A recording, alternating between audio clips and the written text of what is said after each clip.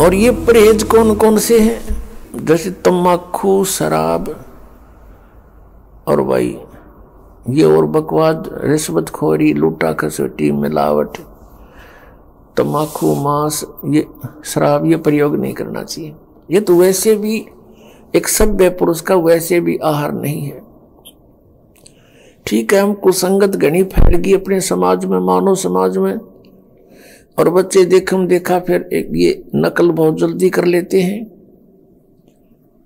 बीड़ी पीता देखा बीड़ी पीने लग गए, सिगरेट पीता देखा नो टोर सी बना के आप भी सिर्फ पीवो बेसिक ना पर नो जरूर करने लग गए कुछ, फिर वो पीने लग गए। ऐसे ही शराब और मांस का एक दूसरे को देखकर हमने ये प्रचलन कर दिया, प्रचलन हो गया। पुण्यात्माओं, अब हम शुभ संस्कारी बनेंगे, शुभ अच्छे कर्म करेंगे, और हम जब अच्छे कर्म करेंगे तो हमें देख देख कर समाज भी हमें देखकर अच्छे कर्म शुरू करेगा। बच्चे सत्संग में आएंगे, यहाँ ज्ञान सुनेंगे, फिर आप जो यहाँ से तैयार करके भेजे जाते हो अपने अपने घर गांव नगर में, आपके व्यवहार विचारों को देखकर अड़ोस पड़ोस के बच्चों पर भी अच्छा असर पड़ेगा।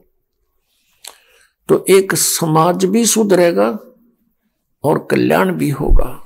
और फिर दूसरी मर्यादा कौन सी है? अनुपासना नहीं करनी। अनुपासना कौन सी है? जो दास बताओ वही करोगे। और दास के क्या बताएगा? जो हमारे सदग्रंथ बताते हैं। ये दास एक टीचर है, आप विद्यार्थी हैं, और इस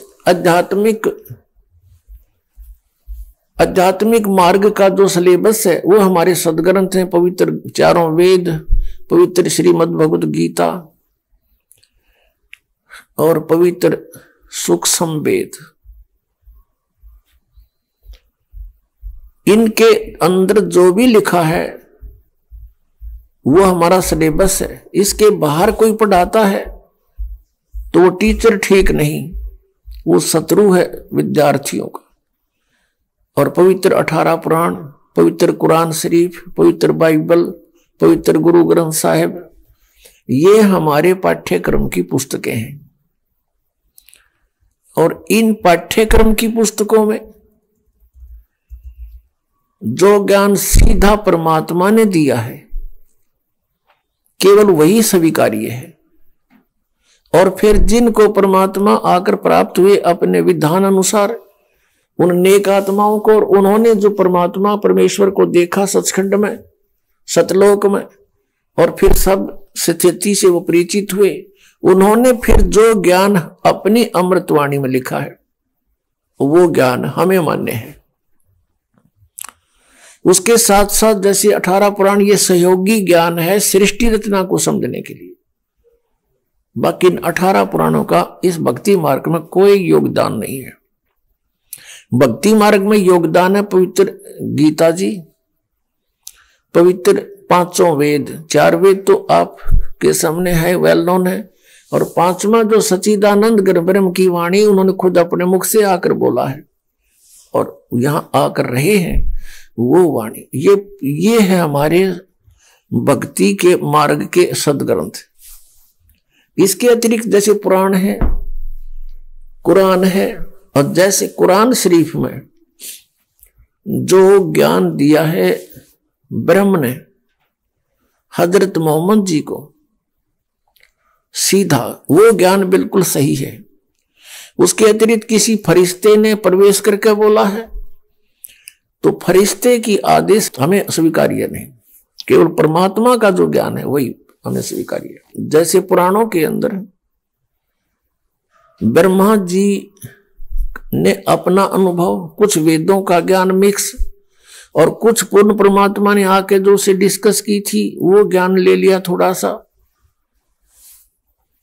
तो वो ज्ञान कंप्लीट ना स्वीकार किया कबीर परमेश्वर वाला। अपना अनुभव, वेदों को जैसा उसने समझा वो ज्ञान मिला करके वेद, ये पुराणों का ज्ञान सुना दिया। फिर ब्रह्मा जी से सुने हुए ज्ञान को फिर अन्य ऋषि महर्षियों ने कुछ ब्रह्मा जी वाला ज्ञान, कुछ अपनी खिचड़ी बनाई और फिर आगे अलग पुराण की रचना कर दी। इस तरह ये 18 विभाग हो गए। वैसे ये एक ही ज्ञान है, एक बोध कहलाता है। तो भक्ति मार्ग के अंदर साधना के लिए पवित्र वेद ही सफिशिएंट है, पवित्र गीता जी, और पवित्र 5वां वेद सूक्ष्म वेद, और वो पवित्र वाणी जो सदग्रंथ, जो महापुरुषों ने परमात्मा को जाना, परमात्मा का साक्षात्कार हुआ, सतलोक को देखा, उनका जो विधि उन्होंने अपनाई भक्ति की, वही हमने अपनानी पड़ेगी, और तभी हम इस भक्ति मार्ग में सफल होंगे। इसके अतिरिक्त वे ऑफ वर्शिप यानी पूजा की विधि हमने पुराणों से नहीं लेनी है, हमने और किसी से नहीं ग्रहण करनी है, केवल वेदों से ग्रहण करनी है।